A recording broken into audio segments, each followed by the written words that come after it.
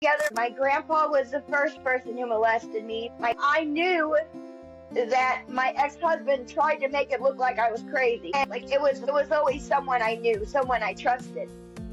Yeah, I hurt for my brother. I hurt for the relationship that we didn't get because of them. What happens behind closed doors stays behind closed doors. Hello, everybody, and welcome to In the Making, where we delve into the powerful stories of transformation, resilience, and purpose. Today's episode is especially moving and sensitive as we are joined by Crystal Limpert, a woman who has bravely survived 40 years of sex trafficking. Crystal's story is one of courage, faith, and healing as she now dedicates her life to rescuing others from similar situations through her ministry, Peace and Jesus. Her journey is one that will open your heart and mind to the impact of survival and the power of faith. Let's dive deep into this emotional yet empowering conversation. Crystal, thank you so much for joining and being with me today.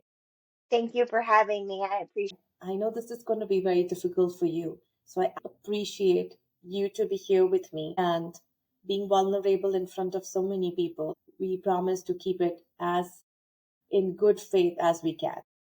Yes, thank you. I know this is an incredibly sensitive topic, but can you share what you remember from your childhood? Did you ever suspect, even as a young girl, that something wasn't right the way your own granddad molested you? As a child, I'd actually gone to DFS when I was about 8 or 9, and I said that my brother had raped me, which at the time I thought was the truth, but I didn't know that they drugged me at some times and not at other times. So some things I remembered and some things I didn't. And where I learned the word rape, I'll never know. So I didn't know until December of this past year that it had been 40 years. In December, God started giving me my memory back. As a child, I knew that something happened with my brother.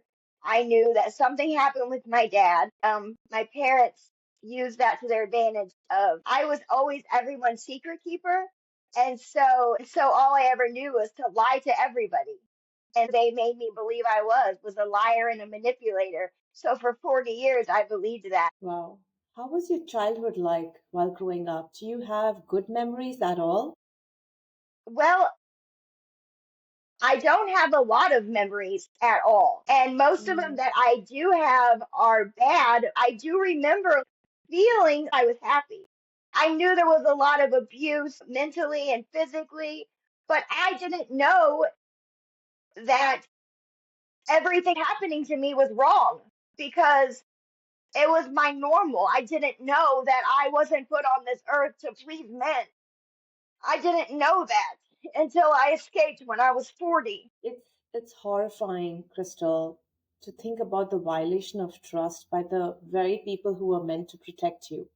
Your courage in sharing this will give a voice to so many others who feel silenced by their own trauma. Telling my story because I want to. It doesn't make me feel good. It doesn't make me look good. I'm only telling my story because God told me to. In February, He gave me my memory back. He protected me when no one else did.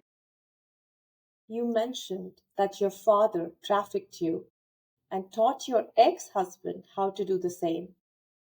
Can you walk us through how this all began? Was there a moment when you realized what was happening? Was it something that you pieced together over time?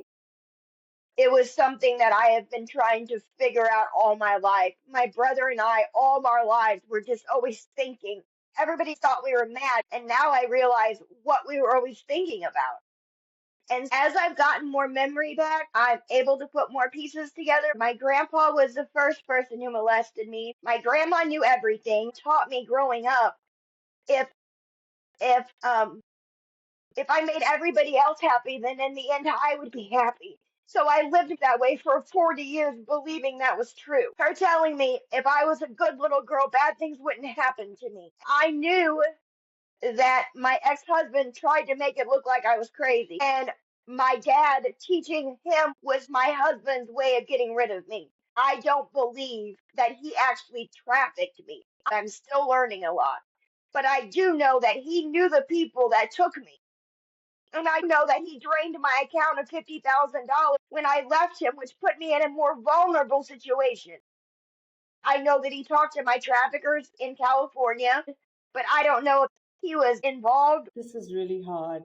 Thank you, Crystal, for staying here with me. It's unfathomable how deep the betrayal goes when the family is involved. This is a harsh reality that many people don't understand until they hear these stories out, like yours.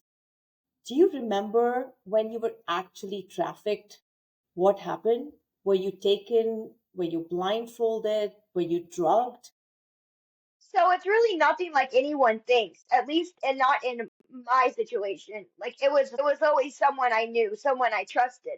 I grew Hmm. up believing that the good people were the bad people and the bad people were the good people. I never trusted the right people. My ex-husband knew the people that I went to California with. At some point, I obviously knew something was going on because after I escaped, I found pictures I had taken of myself, of needle marks, of bruises, of scratches, of you can tell I'm drugged, but like subconsciously something was going on. I suspected that I was being drugged because I would wake up and every time I go to sleep, bad things happen. It's been that way all my life. Apparently, the combination of drugs they were using, like I should not have ever remembered anything. So it's only by the grace of God that I do.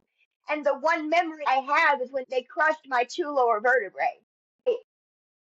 Believe they were trying to give me an abortion, but I'm not positive. Then I went to the hospital, the police, which made my situation much worse. Wow. Many survivors have fragmented memories. And you just mentioned that you had moments of clarity and remembrance because of your faith. As your memories have resurfaced now, what has been the hardest part about coming to terms with the abuse from your family? It's really disbelief. Like I still say to like my friends, I'm a 40-year survivor of sex trafficking. This was really my life. I went to DFS. If they would have listened to me, I wouldn't have lived this life, and my brother would still be alive, and my son would be with me. God's in control, and I know my son is coming home, and I know I'm getting justice for my brother. I can accept what they did to me, but my brother, what did he see? What did he hear? What did he have to live with? That breaks my heart. You've shown immense bravery in confronting your past, Crystal. I'm so grateful for you to sharing this so bravely. What happened to your brother? Well, he was hit by a semi head on, but my parents murdered him. There was no blood in the car. He was dead before impact. My dad has the vehicle on his property. He bought the vehicle my brother was killed in. The toxicology report says he didn't even have a baby aspirin in his system, and I traced his steps, and that's a lie. I have requested the coroner's report, the toxicology report, probably 10 or 12 times. Like so many times that it's in another building, not even there. It's on paper. They have to go to another building to get it. And every time I look at it, it's still blank. Like the police report has like his name, social, and that's about it. I know they killed him. I know they did. And before I die, I will prove it. How long did you stay with your brother? My brother got killed December 19th of '98. I was 18 and he was 20. And you were close to your brother. I wanted to be, but we weren't together a lot, and Mm, they kept us mad at each other. Like they would always tell him, "I wish you were more like your sister." So mm, the time we were allowed to be alone, we were mad at each other most of the time.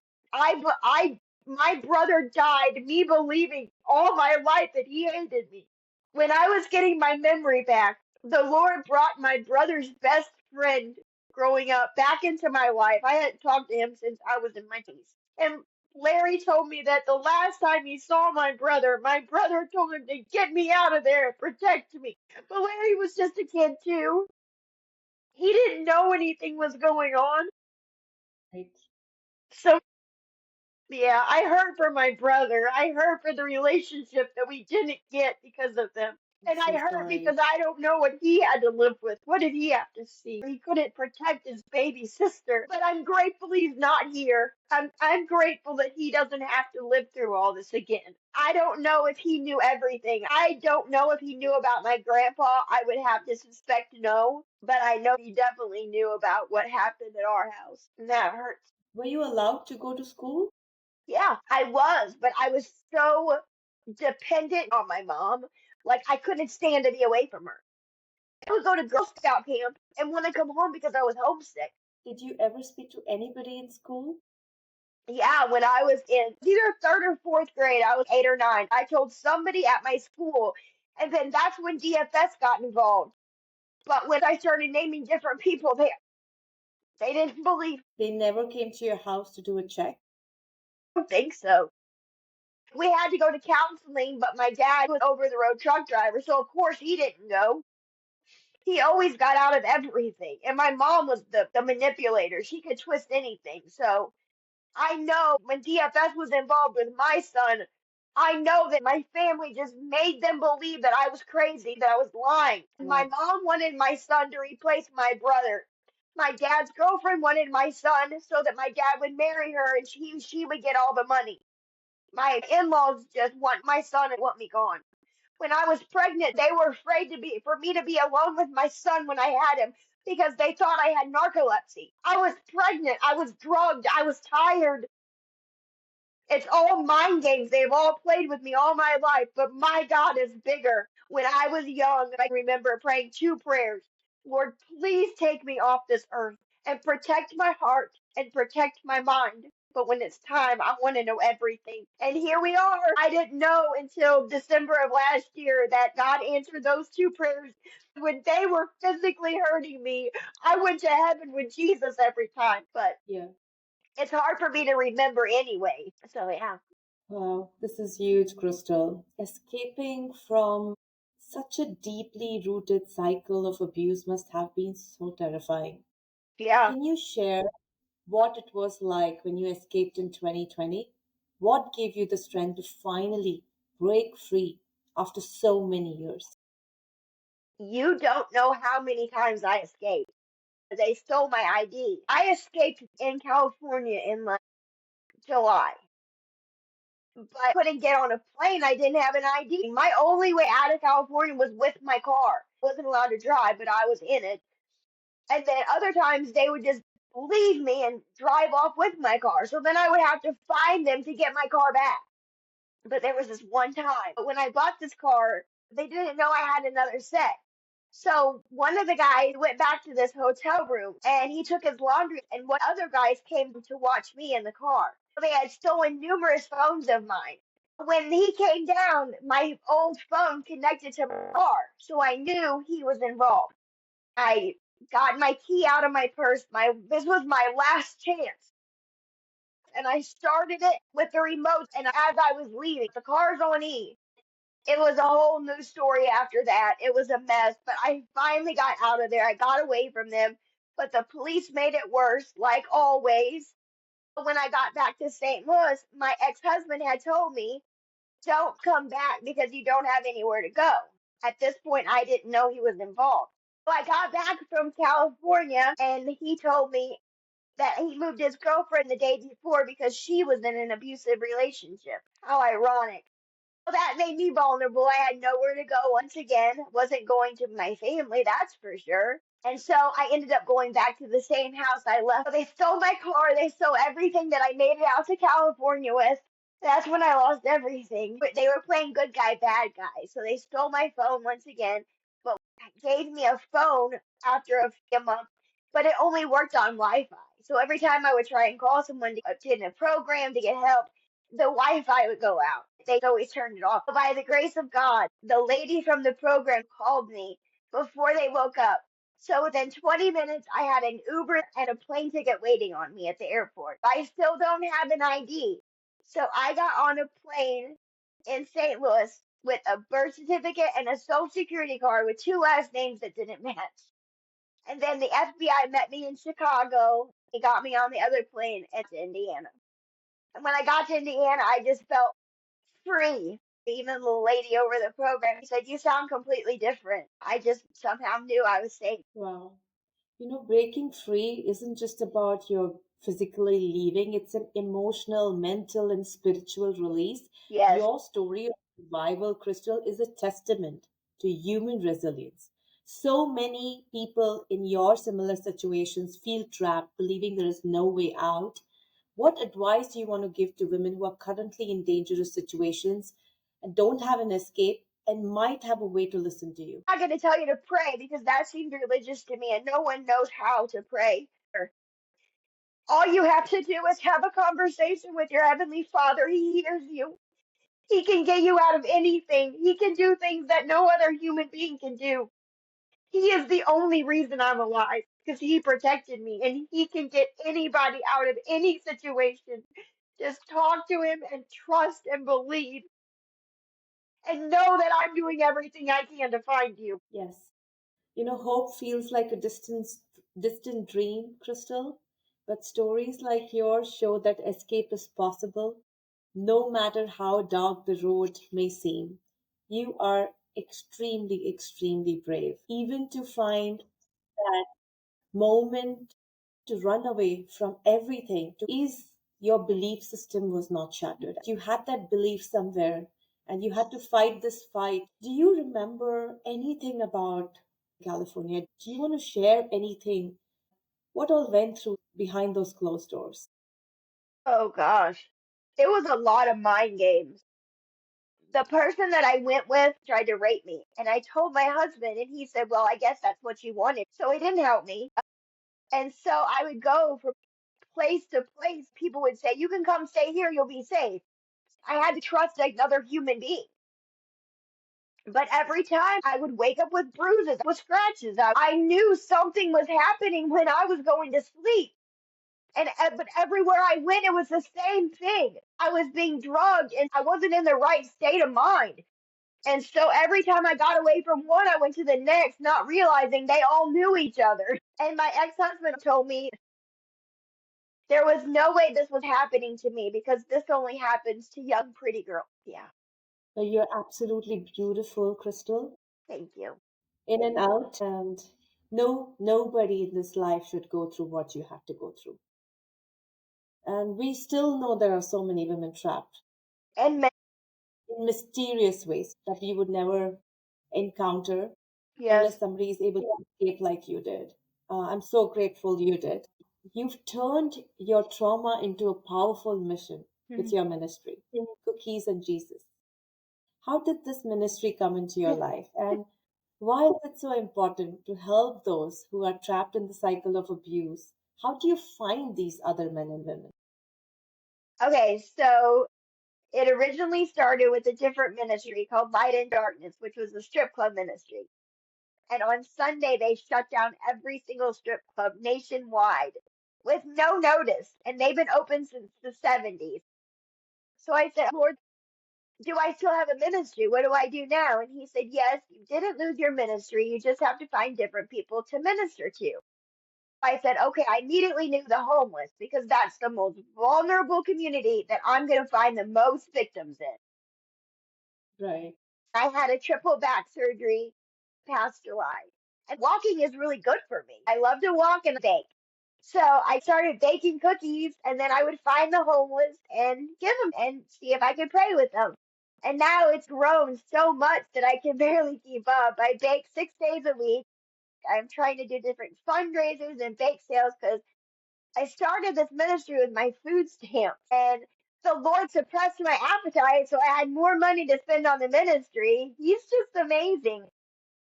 And I have survivors around the world that I've helped. I have a guy in Nigeria that I helped him escape, and a lady in Ohio, one in Iowa, a sister of mine in Indiana. So yeah, God is good. Do you want to share one of the stories of how you helped somebody escape? I was very limited on what I could do, but I got Right. her phone number changed immediately so they couldn't contact her. I don't want to give more details because trying to find her a program. Now she's in a program. She should be graduating soon and she's just flourishing. She tried for years to get her citizenship and she got it. So she's able to work Wow. legally and she's got her Good whole for life you. ahead of her. Turning pain into purpose is one of the hardest but the most impactful things a Yes, survivor can do or any person can do. And for you, your ministry has been a light for those who are still in the shadows. yes, So grateful. And I'm sure these people are so grateful for what you have done for them. yes. And faith can be a lifeline that pulls us off our darkest times and moments. Your journey with God has clearly been a huge source of strength for you. How has faith played a role in your healing? And does it guide you with the work that you're doing right now? Absolutely. I would have never healed without my faith. It's not possible Mm. to come back from this evil, especially with all the demons that are attached to you. So I do a 40-day fast every year to break generational strongholds for myself, my son, my grandkids, my great grandkids. So the cycle won't be repeated. What's the most challenging part of stepping back into society that often overlooks or doesn't fully grasp the depth of trafficking trauma? It's everything you've lost and starting over at my age. Changing your social security number, changing your name, getting a bank account that's not hacked. I can't get Venmo, Cash App, Pay, they're all hacked. They track me by my social. So trying to find a job with PTSD and the physical limitations that I have, I'm willing to work, but there's no one that will give you that chance. That's why I don't Yes. charge for the cookies because I am not going to miss a chance to pray with somebody. And it's not for me to decide who can afford it and who can't. Too many people think trafficking only happens at the hands of strangers. Your story shows how insidious and hidden it can be, even with their own families. If you are watching us today, if you're listening to us today, I want to reach out to every single one and see if you can find somebody around you who you think is not stable, who you think doesn't look normal, who thinks wants to share something but is not allowed to share something. Maybe today you can change somebody's life. Maybe tomorrow you'll be able to change somebody's life and save them from this insane crime that happens every single day to little kids, little girls, adult kids, adult girls, adult men, all kinds of people in this world. And if you're listening and watching, we have Crystal's information here if you need to help and support her in any ways. Please do. Crystal, while we are wrapping this episode, again, I want to say I'm so thankful for being so vulnerable, being so honest, being so open about your journey. I know somebody is listening today, somebody who needs help and somebody who can provide help. Before we leave, I want to do a little more fun segment with you if you're open. It's called Okay. the rapid fire segment. Are you ready? Yeah, I'm ready. What's the first thing you did when you truly felt free? I prayed. I was in the worship center and I had not spoken in tongues since I was 9 years old. And the gift came back and I spilled my heart out to God. Everything that I couldn't comprehend, my soul told him. And I just felt free from that moment on. Like I surrendered it all back to him and he was there again. Wow. If somebody is listening to you today who needs help, what's one line of faith or motivation or resilience that you want to say to them today? There's hope. Don't give up. People like me are out here looking for you. You guys are my little brothers and sisters. I'm not going to stop. If you need anything, contact me. I'm all over social media under 40-year survivor, and I'll do anything I can to help. Yeah. And my last question for you, Crystal. What's the biggest myth about trafficking you wish people understood? It's strangers. And if you have a zip Mm, code, you have trafficking. yes, absolutely. The biggest thing with my life was what happens behind closed doors stays behind closed doors. And it was like that for 40 years. And anyone that is in a house like that, just be aware and think about the possibilities. Because anybody can be drugged. Anybody can be drugged. Absolutely. So true. Your strength is breathtaking, Crystal. It's stories like you that bring awareness to the reality of trafficking and give others courage to break free. Whether it's breaking free at their own house, breaking free at school, breaking free with strangers, or breaking free wherever they are. Your story is more than of just survival. It's a testament to the resilience of human spirit and the undeniable power of faith. Thank you for sharing your raw and honest journey with us today. For everyone listening, let Crystal's story be a reminder that no matter how dark the days may seem, there's always light, hope, and purpose on the other side. Remember, hope is not lost ever. Sometimes it just needs to be found again, one act of a kindness once at a time. If you or someone know somebody is struggling, don't hesitate to reach out. I have all the numbers listed in the podcast. Seek out for help. If you want to hear more transformative stories, be sure to subscribe. And until next time, keep believing in the power of purpose. Stay safe, stay grounded, stay resilient. Until next time, bye.